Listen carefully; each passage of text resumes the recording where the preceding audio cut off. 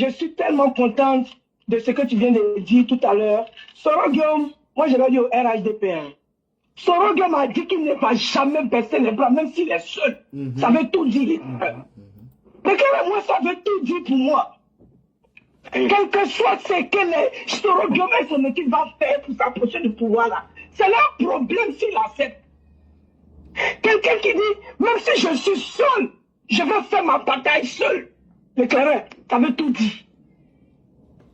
Aujourd'hui là, l'éclaireur, ton ennemi là, quand il est loin de toi là, pour t'avoir là, c'est pas difficile. Mais c'est quand il s'approche là, que c'est plus facile pour t'avoir l'éclaireur. Quand tu vois que l'ennemi s'approche là, c'est qu'il a déjà échoué de loin. Donc maintenant là, il faut s'approcher pour réussir le combat. Donc l'éclaireur, le RHDP n'a pas fait comme il veut. Ils n'ont qu'à croire qu'ils veulent. C'est qu'il y a celui-là, ça est dans le main. C'est tout, l'éclaireur. Comme tu l'as dit, c'est dans ce Soro Guillaume là, l'éclaireur, on va arrêter de bavarder. Aïe. On va arrêter de parler. Franchement, c'est trop facile. C'est trop facile. Oui, oui, parce que même les impolis qui sont sur la toile là, c'est les soroïstes qui les ont fabriqués. Oui, oui. L'éclaireur. Qui les a fabriqués? C'est les soroïstes. Les Kone Babo, les Johnny Pacheco, tous ceux qui insultent là, c'est les soroïstes qui les ont fabriqués. L'éclaireur, et puis comme ça, un coup, Soro, on l'a pardonné, il a qu'à rentrer, tout est fini. Ok, ils n'ont pas fini. Quand ils vont finir l'éclaireur, nous, on va déposer le micro. Combien? C'est mieux, hein? Aïe, on va déposer l'éclaireur. On va déposer. Si tu as vu que nous autres on s'élève aujourd'hui pour parler là, c'est l'impolitesse qu'il faut faire Papa Ado là. C'est ça qui nous fait qu'on parle aujourd'hui. Mais s'ils trouvent que ce qu'ils nous fait Papa Ado c'est rien, donc ils n'ont qu'à faire comme ils veulent l'éclaireur. Qu'est-ce que tu veux qu'on dise? Quelqu'un qui dit que je vais faire mon combat même si je suis seul, l'éclaireur. Même si je suis seul, je ferai mon combat. Ça veut tout dire l'éclaireur. Donc ça est dans leurs mains. Ce qu'ils veulent faire là, ils n'ont qu'à faire l'éclaireur. Merci, cher frère, je vais m'arrêter là. Que Dieu nous protège. Vraiment, c'est qu'un sûr là. Nous, on est là, on regarde, ils n'ont qu'à faire. Maintenant là, tous ceux qui vont venir nous voter ailleurs là, ils n'ont qu'à faire la queue. Si on met quelqu'un encore devant les combattants qui vont donner leur foi, leur vie, c'est-à-dire qu'ils se donnent corps et âme, on met d'autres devant eux là, l'éclaireur. C'est pas la peine. C'est pas la peine. Voilà, c'est pas la peine. Parce que franchement, tout c'est tout, on est fatigué de cette manière de faire la politique. Ce sont les soroïs qui ont fabriqué tous ces démons-là sur TikTok. Ce sont les soroïs qui ont fabriqué tous ces démons-là sur les réseaux sociaux. Ce sont les soroïs, c'est clair. Maintenant, si on va les accueillir, ça c'est notre problème. Ou bien, voilà, si quelque chose arrive à quelqu'un, il y a le marine, c'est toi qui allais chercher. Aïe, c'est clair. On n'a pas dit non, mais ils n'ont qu'à se mettre loin, derrière, c'est tout. Mais si on ne peut pas les mettre loin, derrière, qu'on veut les mettre devant, ils n'ont qu'à faire. Aïe. Chef, je vais m'arrêter là. Inch'Allah, sera demain. Vraiment, bonne nuit à tous, que Dieu nous protège. Et bon ramadan à tous. Merci. Merci infiniment, cher maire. Merci encore de ce que vous avez dit. Il est temps que les dirigeants du RHDP sachent respecter leurs militants. Ce serait vraiment très important. Parce que autant ils disent qu'ils sont en train de rechercher des nouveaux militants, il ne faudrait pas frustrer ceux qui sont des gens. Parce que il n'y a pas plus grave que la colère de quelqu'un qui vous a véritablement aimé. Ça se transforme directement en haine. Et ça, faisons beaucoup attention à ces actes-là. Parce que ça peut apporter ce que nous n'espérions pas. Et ce n'est pas bon pour l'unité du parti et ce n'est pas bon aujourd'hui pour l'unité même du RHDP lui-même. Encore moins le pays. On espère que ceux qui nous écoutent vont comprendre que nous ne sommes pas dans l'émotionnel, nous ne sommes pas dans les sentiments. Nous sommes en train de les avertir par anticipation. Parce qu'ils sont coupés de certaines réalités. Pour eux, ce qu'ils font, c'est bien. Ils sont en train de regrouper tous les Ivoiriens. Mais est-ce que tous les Ivoiriens ont un cœur sincère, ont un cœur qui veut aller vers l'unité et le développement du président? Est-ce que ceux qui se rallient à la dernière minute, c'est pas un peu comme les mécréants de la Mecque qui se sont joués en prophète lorsqu'il a conquis la Mecque? Et c'est là que Dieu lui a dit,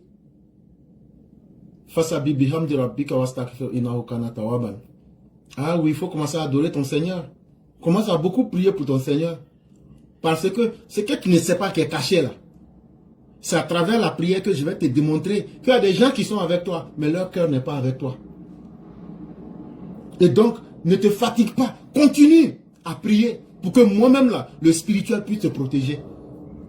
Parce que tu en auras de tout. La prière, ce n'est pas pour toi-même, mais c'est pour protéger ta communauté. Et effectivement, avec le temps, les musulmans n'en parlent pas beaucoup. On a connu la division de Mouawiya avec les Kharijites. Et c'est ce qui va conduire même à la création du schisme en islam. Avec la bataille de Kerbala. Mais ça, c'est des histoires, c'est religieux, on ne va pas trop rentrer là-dedans. Non, non, chers amis, nous savons que le Prado ne peut pas, mais par anticipation, nous préférons dire notre position pour que les militants et pour que nos dirigeants qui nous écoutent sachent que nous, là, nous, on sera avec eux, sans condition. Mais la seule condition, ce combat-là, il faut qu'on le mène avec des hommes et des femmes dignes du début jusqu'à la fin. Sinon, l'événement en lui-même n'a pas encore eu lieu. Et connaissant le Prado, ce n'est pas quelqu'un qui va changer sa parole. Nous sommes d'accord. Mais de temps à autre, il est utile d'interpeller pour dire que voilà aussi la position des militants. On n'a plus envie qu'en cette année électorale, les gens viennent se moquer de la souffrance de nos militants. On n'a plus envie qu'au nom de soi-disant, on veut que les militants, que tout le monde puisse venir pour voter pour le président. Mais avant ces nouveaux-là, le président a gagné. Et donc on peut gagner sans eux. Ne leur donnez pas l'impression d'être plus important que les militants. Et vraiment, ça sera encore chose bien. Et ça va renforcer l'unité même du parti. Vraiment, merci beaucoup, chère mère. On va vous permettre de pouvoir rompre votre jeûne et de pouvoir aller aussi à la prière. Et merci, cher frère. Que Dieu accepte vraiment toutes les prières. Amin, amin, amin. Qu'il nous permette de vivre suffisamment longtemps. Amin, amin. Qu'il nous permette de nous améliorer.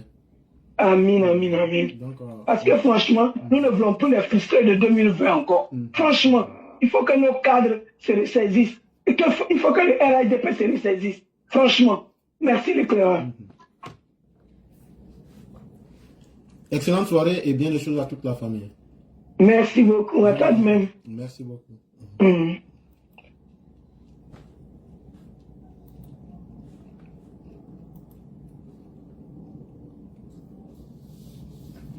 Mesdames et messieurs, nous sommes avec le roi du printemps.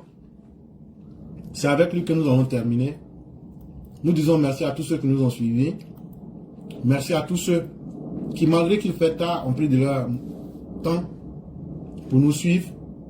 Et c'est une marque même d'amour vis-à-vis de ce que nous faisons. Vraiment, merci infiniment de toujours nous faire confiance.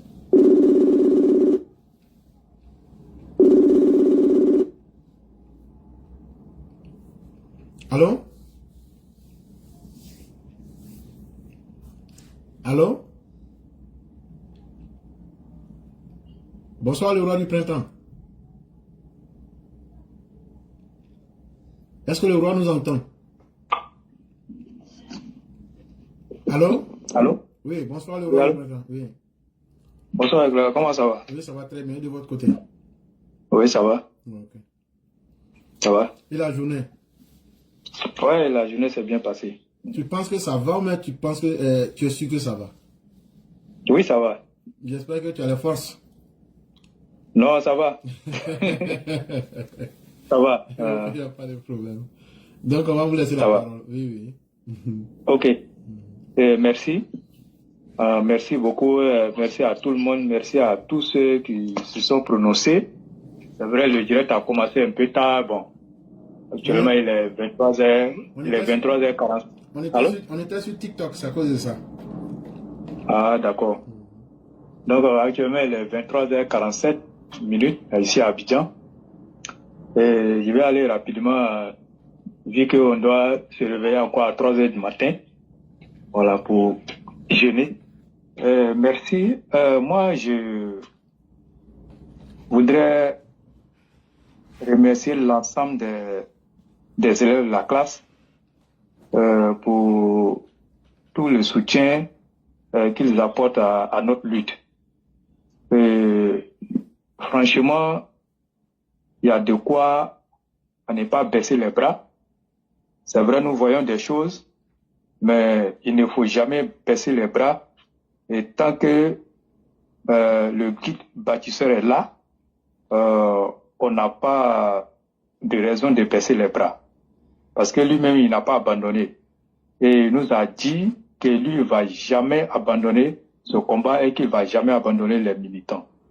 C'est vrai, il y a certains, c'est au niveau des cadres que le problème se situe. Et je crois qu'il y a aussi des cadres qui ont compris la nécessité de vraiment d'être aux côtés des militants. Mais par contre, il y a d'autres, c'est pas les tasses d'été. Bon, bref. Bon, et là, moi, je vais commencer par m'exprimer sur le sujet de Souleymane Gbagbo Koné. Pourquoi moi je le dis? Peut-être d'autres trouveront que non, c'est un sujet, il ne faut pas. Non, non. Moi, je sais pourquoi moi je l'ai abordé. Parce qu'il y a des choses que nous disons ici, et par moments, tu as l'impression que les gens n'écoutent pas souvent ce que nous disons, ou encore ce qu'on dit, peut-être que ça n'a pas d'importance. Depuis le début de cette affaire du cyber-aboyeur du PPAC, Souleymane Gbagbo Koné, jusqu'à ce qu'il ait ces problèmes-là avec la justice française. Et aujourd'hui, chacun partait de son commentaire. Et aujourd'hui, il est passé devant le juge et il y a une libération conditionnelle qui lui a été accordée. Et quand les Gors ont entendu libération, ils ont commencé à jubiler partout sur la toile. Pour eux, c'est une victoire. Ils ont raison de le faire. Et de l'autre côté, je vais parler du RHDP. Et nous étions dans une logique. Il fallait que cet individu-là soit rapatrié à Abidjan. Et dans beaucoup de commentaires, on voyait qu'il avait choisi d'aller au Mali, qu'il ne voulait pas venir à Côte d'Ivoire parce que, d'après lui, le pouvoir du président Alassane Ouattara est un pouvoir sanguinaire, est un pouvoir tortionnaire, des trucs comme ça. Ok, là n'est pas le problème. Mais le problème pour moi, c'est que nous avons parlé de la formation de nos militants. Mais, et ça encore, ça vient encore nous donner raison de ce que nos militants ont besoin de formation. Parce qu'un militant qui est formé, devant n'importe quelle situation, tu gardes la tête haute. Et tu ne t'embrouilles pas, et tu n'es pas affolé, et tu as toujours une longueur d'avance. Mais tel que ça a été prononcé aujourd'hui, je vois les gens qui sont dans un découragement total. Ils sont découragés et ils ont commencé à tirer à boulet rouge sur le pouvoir. Ils ont commencé à tirer sur les cadres. Ils ont commencé à tirer dans tous les sens. Ils sont découragés et comme si la libération de Souleymane Gbagbo Koné venait mettre fin au pouvoir du président Alassane Ouattara. Venait mettre fin au pouvoir du RHDP et venait mettre fin au fonctionnement de la Côte d'Ivoire. Mais je suis tenté de poser la question à tous les militants du RHDP qui disent qu'ils sont découragés par un simple levain. C'est-à-dire que moi j'ai dit Souleymane Gbagbo Koné était un levain. Ils sont tous découragés parce que c'est un petit œuf de poisson. Voilà, ils sont tous découragés parce que il n'a pas été, la justice l'a pas condamné et qu'il soit rapatrié ici. Moi, j'ai leur demandé, entre Souleymane Gbagbo Koné et Laurent Gbagbo, qui fait peur, qui devrait faire peur aux militants du RHDP? Mais je crois que c'était Laurent Gbagbo. Laurent Gbagbo est parti à La Haye. Et quand sa libération a été prononcée, on a vu les mêmes militants. Mais Laurent, il n'a même pas été libéré. Oui. Bon, il faut le dire ainsi. D'accord. Et donc, quand il devait rentrer en Côte d'Ivoire, et le président Alassane Ouattara est sorti pour se prononcer, pour dire que Laurent Gbagbo, tous les frais de son retour seront pris en charge par l'État ivoirien. Et tout serait mis en œuvre pour que Laurent Gbagbo rentre tranquillement en Côte d'Ivoire et mène sa vie de famille tranquillement. Mais on a vu les militants qui ont commencé à tirer sur le président, qui ont commencé à tirer sur le gouvernement. Et d'autres ont même dit, si Laurent Gbagbo rentre, c'est fini. Les trous vont commencer. Mais le gouvernement a tout préparé. Ils ont mis tout en œuvre pour sécuriser l'arrivée de Laurent Gbagbo. Et Laurent Gbagbo est arrivé à l'aéroport international Félix Houphouët-Boigny sans qu'un petit mouche ne vole au-dessus de sa tête. Et quand il arrive, Laurent Gbagbo rentre chez lui à la maison, tranquillement. La Côte d'Ivoire n'a pas sombré. Il n'y a pas eu de guerre. Les Ivoiriens ont continué à vaquer à leur occupation. Et façon que les gens pensaient que Laurent Gbagbo allait venir bouleverser et tout, ça n'a pas été le cas. La Côte d'Ivoire a continué son développement de 2021 jusqu'à 2025. Ça fait déjà 4 ans que Laurent Gbagbo est là et le pouvoir du RDP est toujours sur pied. Si Laurent Gbagbo, la venue de Laurent Gbagbo n'a pas pu inquiéter ce pouvoir-là, ce n'est pas un acquittement ou bien ce n'est pas, comment on appelle, en prononçant la libération de Souleymane Gbagbo Koné qui va nous faire quelque chose en Côte d'Ivoire. Chers militants, allez-y vous faire former. Je le dis, allez-y vous faire former. Mais si, moi je le dis, mais ils vont se former. Qui devrait... Oui. Ils vont se former où? Ah bon, moi je ne sais pas. Nous autres, on s'est formés où? On s'est formés où? Donc tu vois, donc ça veut dire que à la vérité aussi, il faut que nos cadres là, il faut qu'ils aient, comme on appelle, qu'ils trouvent les voies et moyens pour former les militants. Et encore, l'Institut Amadou Gon-Coulibaly qui a été mis en place, ils ont mis tellement de restrictions, ça fait que beaucoup ne peuvent pas aller se former. Ceux même qui ont l'envie d'aller se former, ils ne peuvent pas aller se former. C'est-à-dire qu'un jeune de 40 ans là, tu ne peux pas aller là-bas. Quand tu as 40 ans, tu ne peux pas aller là-bas. À moins que tu aies quelqu'un en haut là-bas qui te facilite la chose. Nous autres, ils nous ont mis de côté.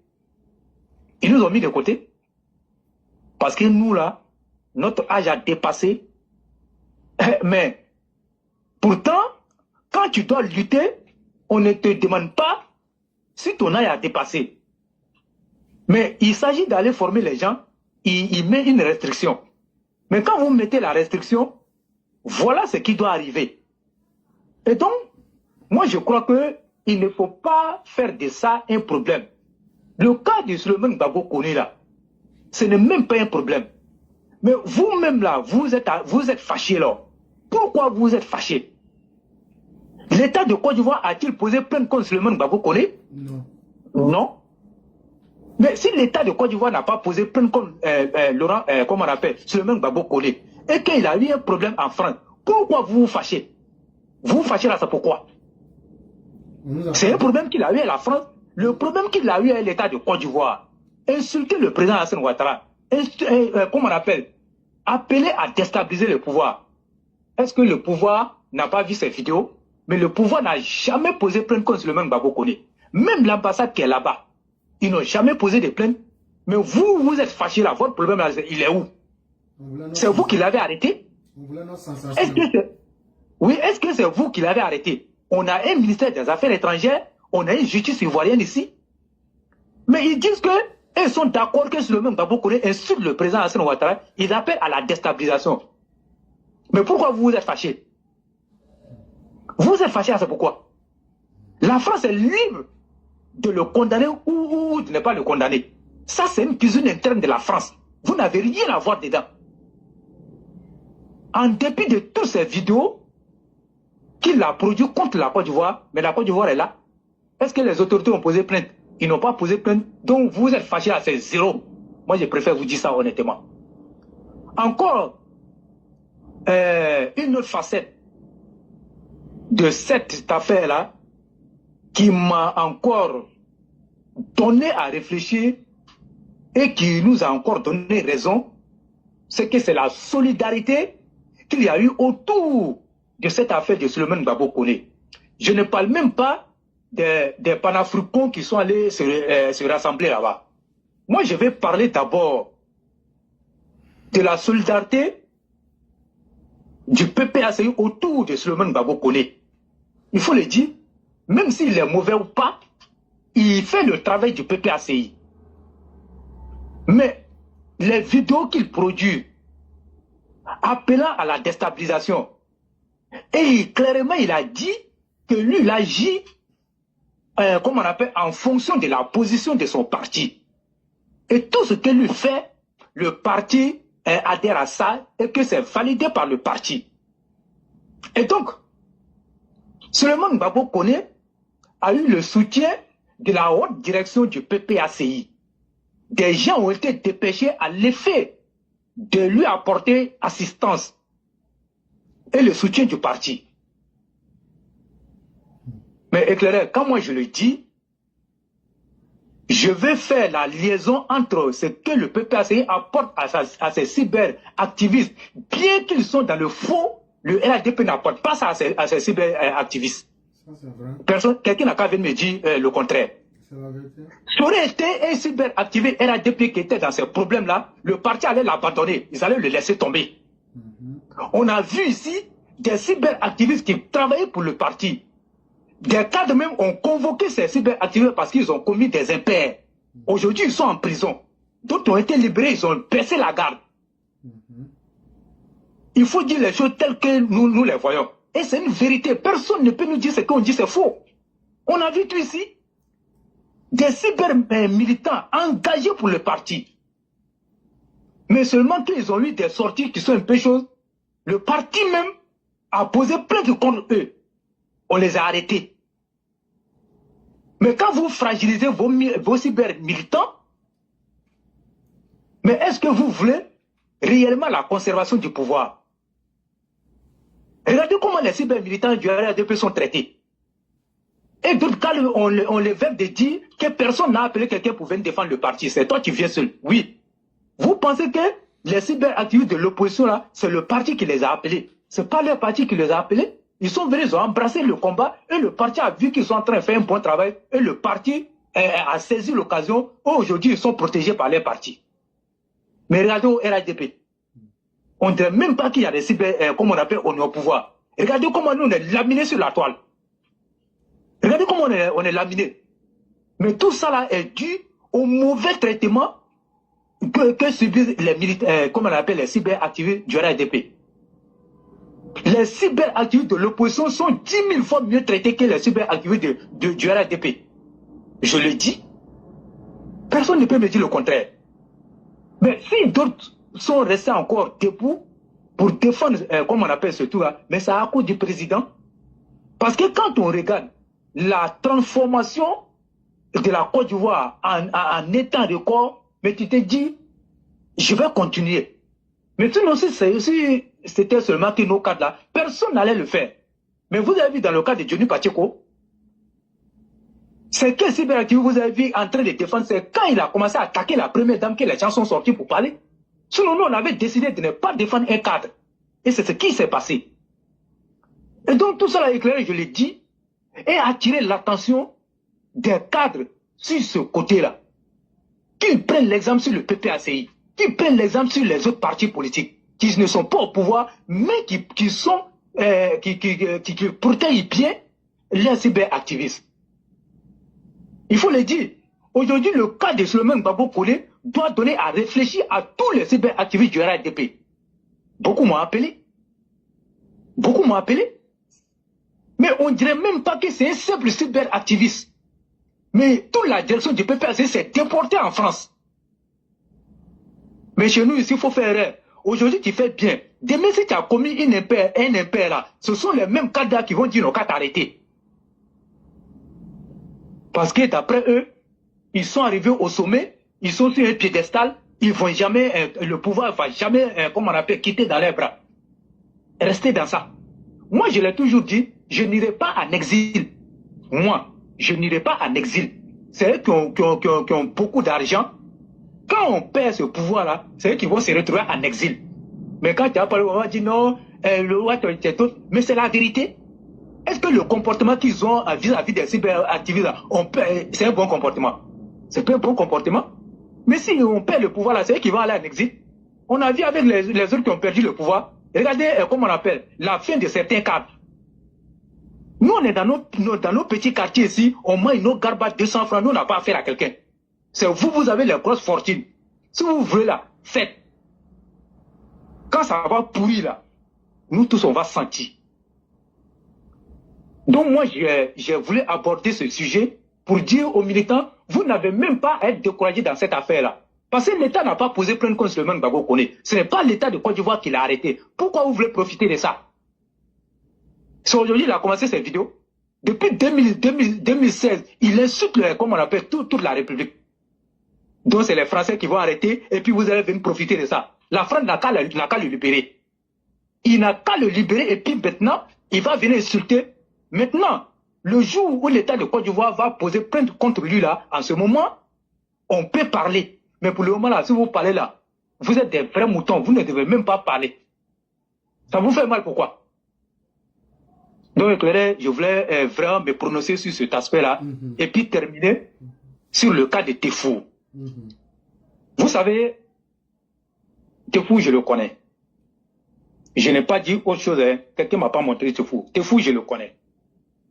Sundiata l'a déjà souligné, c'est un opportuniste à souhait. Je dis bien, c'est un opportuniste à souhait. Tefou n'était pas RDR. Tefou était LMP. En 2009, avant même 2009, il travaillait avec la femme de Désiré Tagro au ministère de l'Éducation nationale. C'est là-bas il était.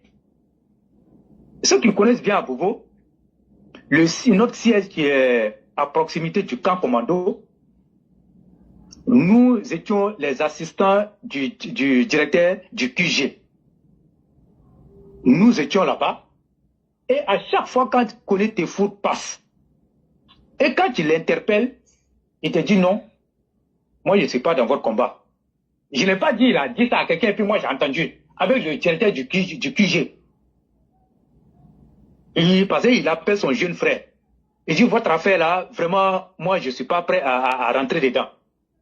Ne venez pas verser du sable dans mon attiqué. En ce moment, il gagnait bien sa place au pays là-bas, dans la LMP. Même quand il passe à côté du QG, il va aller passer loin. Il ne veut même pas passer quelque part là-bas. Et puis les gens vont le voir là-bas et puis ils vont dire oui, lui là, il est RDR. Mais c'est Adama Toungara qui arrive avec lui. Et Toungara avait cette politique-là. Et quand il veut casser quelqu'un, il va prendre quelqu'un pour venir. C'est comme ça, lui, il arrive. La première législature, Koné Tefou est suppléant de Maître Afoussi Bamba. Et Afoussi Bamba, comme elle a été ministre, Koné Tefou, donc s'est vu maintenant être un député plein. La première voiture de Koné Tefou, c'est Maître Afoussi Bamba qui lui a donné ça. Si quelqu'un a dit que c'est moi, j'ai dit ça, parce que je le connais. Sundiata peut témoigner. C'est Maître Afoussi Bamba qui lui a donné sa voiture. Mais, chemin faisant, après, il ne s'est pas attendu avec Afoussi Bamba. Et il a créé des paroles avec la dame. Il ne parlait même plus à la dame. Pendant que la dame était ministre. Donc, c'est-à-dire que c'est quelqu'un qui est comme ça. Il tombe sur les opportunités. Et quand Guillaume Soro, comment on appelle, commence ces trucs, il s'en va avec Guillaume Soro. Mais tout le monde connaît la situation de Guillaume Soro aujourd'hui. Et même Guillaume Soro l'a financé pour combattre avec Bakayoko en 2018, quand il a perdu, comment on appelle, la mairie. C'est Guillaume Soro qui l'avait financé. Donc, on a vu tout ça là ici. Il est parti et il a continué à aider Guillaume Soro dans ses plans de déstabilisation.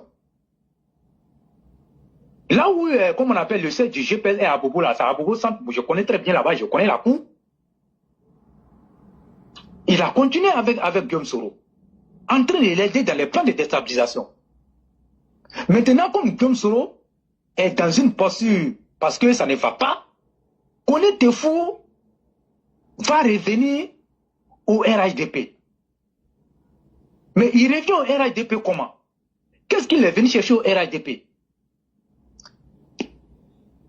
Le mardi passé, on a fait une assemblée générale ici pour faire le point de l'enrôlement et parler de d'autres choses, ce qui concerne les élections, avec la coordonnatrice principale qui est Mme Kandia Kamara, le mardi 25 à 17h au siège du RHDP ici à Abobo. Et c'est au cours de cette assemblée générale-là que la présidente du Sénat a annoncé le retour de Koné Tefou. Sinon, la vidéo que vous avez vue aujourd'hui qui circule, c'est moi j'ai filmé ça. C'est moi j'ai filmé la vidéo et j'ai coupé la séquence. Je ne voulais pas mettre. Donc, c'est Kandia qui nous donne l'information. Et à côté de ça, il y a un autre qui avait une ONG qui a dû transformer son ONG en parti politique, qui est venu faire allégeance au RHDP et qui a annoncé, comment on appelle, que lui, le RHDP. Donc, vous voyez, Koné Tefou vient au RHDP pour se refaire une santé financière, chercher un poste de député ou sénateur dans l'espoir d'intégrer le prochain conseil municipal d'Abobo. Voilà, c'est tout. Sinon, il n'a jamais laissé Guillaume Soro. Il n'a jamais laissé Guillaume Soro. Et il ne va pas laisser Guillaume Soro. Il vient chercher l'argent pour continuer son combat avec Guillaume Soro, l'aider à déstabiliser la Côte d'Ivoire. C'est tout. Et je l'ai vu aujourd'hui dans les activités, et comme ils savent bien le faire, la manipulation, ils sont dedans. Mais, on nous a toujours dit, le RHDP n'a jamais tiré de leçons dans une affaire. Ils sont toujours victimes de leur propre choix, mais ils n'ont jamais tiré de conclusion. Les exemples sont légion. Mais je vous assure que les jours à venir, ils vont prendre Koné Tefou, ils vont les mettre en haut. Ils vont les mettre en haut. Pour narguer ceux qui sont restés. Mais le poste de député ou sénateur qu'il est venu chercher à Bobo, il y a une question qui doit être posée à ce niveau. Parce que je suis dans le jargon ici à Bobo, je sais comment les choses fonctionnent. Mais ça va être difficile pour lui. Parce qu'aujourd'hui, si Kandia a commencé à avoir une bonne presse ici à Bobo, il y a des jeunes qui sont autour de Kandia qui ont lavé son image. Aujourd'hui, je peux dire ça va un peu. Et je sais ce qui se passe. Mais là, ça sera difficile. Mais wait and see, comme on le dit, nous sommes en politique et les choses vont évoluer très rapidement. La réalité d'aujourd'hui ne peut pas être celle comme on appelle, de demain. Donc, tout évolue en fonction du temps. Et on verra ce que ça va donner. Éclairé, merci. Merci beaucoup, le roi du printemps. Merci pour tout ce que vous venez de dire. Seulement, nous allons profiter encore pour inviter les uns et les autres à la retenue, à observer avec beaucoup de calme les événements et à ne pas se laisser distraire. Parce que ce n'est pas nous qui créons les événements. Et donc, ce n'est pas aussi notre devoir de vouloir changer les événements selon notre bon vouloir. Attendons de voir la réalité. Attendons, laissons les choses se faire et laissons les choses évoluer. Quant à ce qui concerne Koné Tefou, ça ce sont des traites. Comme je l'ai dit, on ne peut rien retirer de bon là-dedans. C'est au parti de savoir où les mettre pour ne pas qu'ils viennent et qu'ils se donnent un sentiment de supériorité sur les autres qui sont restés là. Et c'est des gens qui viennent pour essayer d'avoir des informations pour lutter contre le parti. Et on ne peut pas être son propre ennemi en se tirant des balles dans le pied. Vraiment, merci beaucoup le roi du printemps. Merci à tous ceux qui nous ont suivis. Merci à notre père Gabriel Aubin. Merci à tous ceux qui nous ont suivis. Et donc, le roi, on va vous laisser le temps de nous faire la conclusion du jour. Ok, merci. Voilà, merci beaucoup à tout le monde. Franchement, il faut que... Parce que les militants qui veulent réellement se former, s'ils attendent les cas, ils ne vont pas se former. Parce que moi, je vois comment un petit truc de Souleymane Gbagbo Kouli, tout le monde a abattu. Mais éclairez, toi-même là, comment toi tu peux imaginer ça? Tout le monde a abattu. Gbagbo ne vous a pas abattu, c'est Souleymane Gbagbo Kouli qui a venu vous abattre? Hein? Non, souvent, vraiment, c'est difficile. Hein? C'est très, très, très, très difficile. Bon, ben, merci beaucoup à tout le monde et puis bonne soirée à chacun et puis que Dieu nous protège. Et vraiment, excellent retour, comme on appelle, carrément à tous les musulmans. Et merci beaucoup, on est ensemble et puis bon, je crois que ne baissons pas les bras, armons-nous de courage. Et le président ne s'est pas découragé. Pourquoi ce nom va se décourager? Ne regardons pas vraiment le comportement de certains cadres. Si le président même devait regarder le comportement de ses collaborateurs, mais un matin bonheur, il n'allait même pas parler à quelqu'un. Il allait prendre son baluchon, se lever, sa femme, aller à Washington pour aller s'asseoir là-bas. Mais il sait très bien que beaucoup de ces cadres-là ne sont pas bons. Mais il ne se décourage pas parce que ce ne sont pas les cadres qui l'ont élu. Ce sont les Ivoiriens qui l'ont élu. Mais si nous, on est découragés et que lui n'est pas découragé, il faut qu'on continue. Donc vraiment, éclairé, merci beaucoup. Et puis demain sera un autre jour. Merci. Merci beaucoup. Vous passez une excellente nuit et que la bonté divine demeure en nous. On sera demain pour d'autres informations. Merci à chacun et à chacune.